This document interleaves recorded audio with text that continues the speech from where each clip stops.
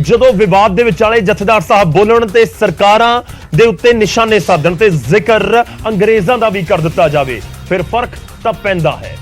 ਸ਼ੁਰੂਆਤ ਇਸ ਵੱਡੀ ਖਬਰ ਤੋਂ ਕਰਨ ਜਾ ਰਹੇ ਹਾਂ। ਹਰਿਆਣਾ ਦੇ ਵਿੱਚ ਕੁਰੂਕਸ਼ੇਤਰ ਦੇ ਵਿੱਚ ਗੁਰੂ ਘਰ ਦੇ ਵਿਵਾਦ ਦੇ ਉੱਤੇ ਜਥੇਦਾਰ ਸਾਹਿਬ ਦਾ ਪਹਿਲਾ ਬਿਆਨ ਸਾਹਮਣੇ ਆਇਆ ਤੇ ਉਹਨਾਂ ਨੇ ਕਿਹਾ ਹੈ, ਜਥੇਦਾਰ ਸਾਹਿਬ ਦਾ ਬਿਆਨ ਹੈ, ਬੀਜੇਪੀ ਦੇ ਉੱਤੇ ਹਮਲਾ ਹੈ ਤੇ ਕਿਹਾ ਕਿ ਬੀਜੇਪੀ ਬ੍ਰਿਟਿਸ਼ ਸਰਕਾਰ ਦੀ ਲੀਹ ਦੇ ਉੱਤੇ ਚੱਲ ਰਹੀ ਹੈ।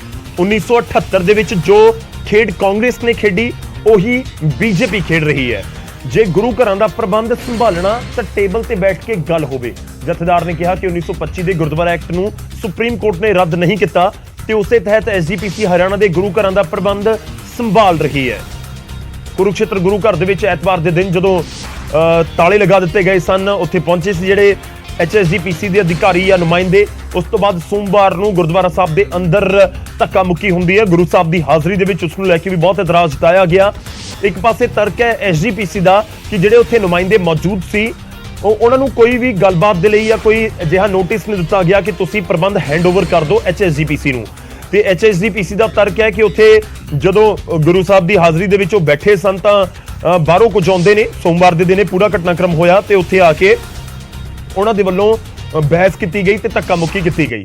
ਖੈਰ ਇਸ ਸਭ ਦੇ ਵਿਚਾਲੇ ਜਥੇਦਾਰ ਸਾਹਿਬ ਦੀ ਸਟੇਟਮੈਂਟ ਸਾਹਮਣੇ ਆਈ ਹੈ, ਜਿਸ ਦੇ ਵਿੱਚ ਉਹ ਹਰਿਆਣਾ ਦੀ ਬੀਜੇਪੀ ਸਰਕਾਰ ਦੇ ਉੱਤੇ ਹਮਲਾਵਰ ਨਜ਼ਰ ਆ ਰਹੇ ਨੇ ਤੇ ਉਹ ਕਹਿ ਰਹੇ ਨੇ ਕਿ ਜਿਸ ਤਰੀਕੇ ਨਾਲ ਬ੍ਰਿਟਿਸ਼ ਸਰਕਾਰ ਕੰਮ ਕਰਦੀ ਸੀ ਉਸ ਤਰੀਕੇ ਨਾਲ ਉਸ ਲੀਹ ਦੇ ਉੱਤੇ ਬੀਜੇਪੀ ਤੁਰ ਰਹੀ ਹੈ। 1978 ਦਾ ਵੀ ਜ਼ਿਕਰ ਕਰ ਦਿੱਤਾ। 1978 ਦੇ ਵਿੱਚ ਪੰਜਾਬ 'ਚ ਜੋ ਕੁਝ ਹੋਇਆ ਤੇ ਕਹਿ ਰਹੇ ਨੇ ਕਿ ਕਾਂਗਰਸ ਜੋ 1978 ਦੇ ਵਿੱਚ ਖੇਡ ਚੁੱਕੀ ਹੈ ਉਸ ਤਰੀਕੇ ਦੀ ਖੇਡ ਬੀਜੇਪੀ ਖੇਡਣ ਦੀ ਕੋਸ਼ਿਸ਼ ਕਰ ਰਹੀ ਹੈ। ਸੁਣਾਉਂਦੇ ਹਾਂ ਤੁਹਾਨੂੰ ਜਥੇਦਾਰ ਸਾਹਿਬ ਕੀ ਕਹਿ ਰਹੇ ਨੇ।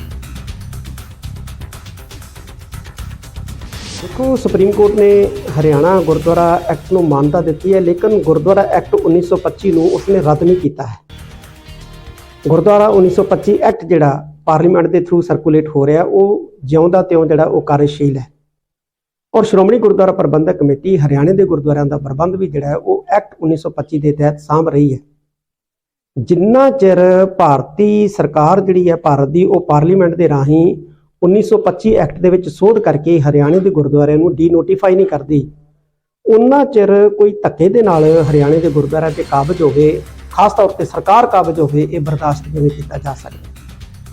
ਸਿੱਧਾ ਹਰਿਆਣਾ ਸਰਕਾਰ ਜਿਹੜੀ ਹੈ ਉਹ ਹਰਿਆਣੇ ਦੇ ਗੁਰਧਾਮਾਂ ਦੇ ਪ੍ਰਬੰਧ ਦੇ ਵਿੱਚ ਦਖਲ ਅੰਦਾਜ਼ੀ ਜਿਹੜੀ ਹੈ ਸਿੱਧੇ ਤੌਰ ਤੇ ਕਰ ਰਹੀ ਹੈ। ਪੁਲਿਸ ਜਿਹੜੀ ਹੈ ਉਹ ਅੰਦਰ ਵੜ ਰਹੀ ਹੈ ਔਰ ਸਭ ਤੋਂ ਵੱਡੀ ਗੱਲ ਕਿ ਹਰਿਆਣੇ ਦੇ ਸਿੱਖ ਜਿਹੜੇ ਵਿਰੋਧ ਕਰ ਰਹੇ ਆ ਉਹਨਾਂ ਦੇ ਉੱਤੇ ਤਸ਼ੱਦਦ ਕੀਤਾ ਜਾ ਰਿਹਾ ਹੈ, ਉਹਨਾਂ ਨੂੰ ਜੇਲ੍ਹਾਂ ਦੇ ਬੰਦ ਕੀਤਾ ਜਾ ਰਿਹਾ ਹੈ। ਤਾਂ ਜਥੇਦਾਰ ਸ਼੍ਰੀ ਅਕਾਲ ਤਖਤ ਸਾਹਿਬ ਦੇ ਜਥੇਦਾਰ ਦੇ ਵੱਲੋਂ ਇਹ ਬਿਆਨ ਦਿੱਤਾ ਗਿਆ ਤੇ ਬੀਜੇਪੀ ਦੀ ਹਰਿਆਣਾ ਸਰਕਾਰ ਦੇ ਉੱਤੇ ਨਿਸ਼ਾਨੇ ਸਾਧੇ ਗਏ। ਕਾਬਿਲੇ ਗੌਰ ਵੀ ਹੈ ਕਿ ਇੱਕ ਦਿਨ ਪਹਿਲਾਂ ਹਰਿਆਣਾ ਦੇ ਮੁੱਖ ਮੰਤਰੀ ਦੀ ਵੀ ਇੱਕ ਸਟੇਟਮੈਂਟ ਸਾਹਮਣੇ ਆਉਂਦੀ ਹੈ, ਜਿਸ ਦੇ ਵਿੱਚ ਉਹਨਾਂ ਨੇ ਕਿਹਾ ਕਿ ਅਸੀਂ ਐਡਹੌਕ ਕਮੇਟੀ ਬਣਾ ਦਿੱਤੀ ਹੈ ਤੇ ਹੁਣ ਐਡਹੌਕ ਕਮੇਟੀ ਦੇ ਵੱਲੋਂ ਅੱਗੇ ਜਿਹੜੀ ਕਾਰਵਾਈ ਉਹ ਕੀਤੀ ਜਾ ਰਹੀ ਹੈ। ਹਰਿਆਣਾ ਸਰਕਾਰ ਦਾ ਉਸ ਦੇ ਵਿੱਚ ਕੋਈ ਤਰਕ ਨਹੀਂ ਹੈ। ਖੈਰ ਇਸ ਸਭ ਦੇ ਵਿਚਾਲੇ ਐਸਜੀਪੀਸੀ ਦਾ ਵਫਦ ਵੀ ਕੁਰੂਕਸ਼ੇਤਰ ਪਹੁੰਚਿਆ, ਜਿੱਥੇ ਪੁਲਿਸ ਨੇ ਕੁਝ ਸਮੇਂ ਦੇ ਲਈ ਜਿਹੜੇ ਵਫਦ ਦੇ ਨੁਮਾਇੰਦੇ ਸੀ ਉਹਨਾਂ ਨੂੰ ਹਿਰਾਸਤ ਦੇ ਵਿੱਚ ਲੈ ਲਿਆ।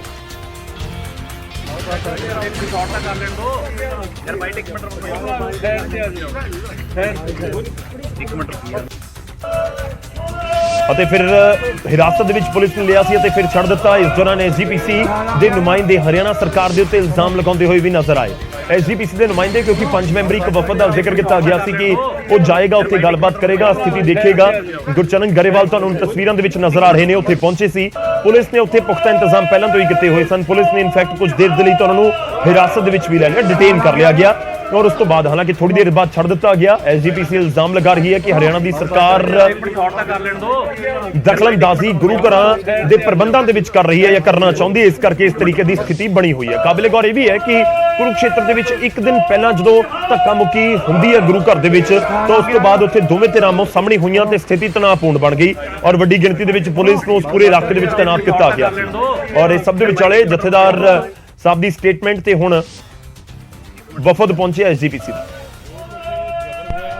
ਗ੍ਰਿਫਤਾਰੀ ਹੋਈ ਸੀ ਉਸ ਜੋ ਕੁਝ ਜ਼ਬਰ ਹੋਇਆ ਸੀ ਤੇ ਨਜਾਇਜ਼ ਗ੍ਰਿਫਤਾਰੀ ਹੋਈ ਸੀ, ਉਸ ਗੱਲ ਦਾ ਸਰਕਾਰ ਨੇ ਇਸ ਗੱਲ ਨੂੰ ਸ਼ਰਮਿੰਦਗੀ ਮਹਿਸੂਸ ਕੀਤੀ ਹੈ ਤੇ ਜਿੰਨੇ ਵੀ ਸਾਡੇ ਯੋਧੇ ਜਿਹੜੇ ਕਿ ਗੁਰੂ ਘਰ ਦੀ ਮਰਜ਼ਾਦਾ ਨੂੰ ਕਾਇਮ ਰੱਖਣ ਲਈ ਤੇ ਜੋ ਕੁਝ ਉੱਥੇ ਅਵਗਿਆ ਹੋਈ ਆ ਉਹਦੇ ਖਿਲਾਫ 5 ਮੈਂਬਰੀ ਵਫਦ ਗਿਆ ਕਿਉਂਕਿ ਐਸਜੀਪੀਸੀ ਇਹ ਵੀ ਇਲਜ਼ਾਮ ਲਗਾ ਰਹੀ ਹੈ ਕਿ ਜਦੋਂ ਹੈਂਡਓਵਰ ਲੈਣ ਦੇ ਲਈ ਪਹੁੰਚੇ ਹੋਏ ਸਨ ਤਾਂ ਉੱਥੇ ਕੋਈ ਪਹਿਲਾਂ ਗੱਲਬਾਤ ਜਾਂ ਕੋਈ ਚਿੱਠੀ ਪੱਤਰ ਨਹੀਂ ਭੇਜਿਆ ਗਿਆ ਸੀ।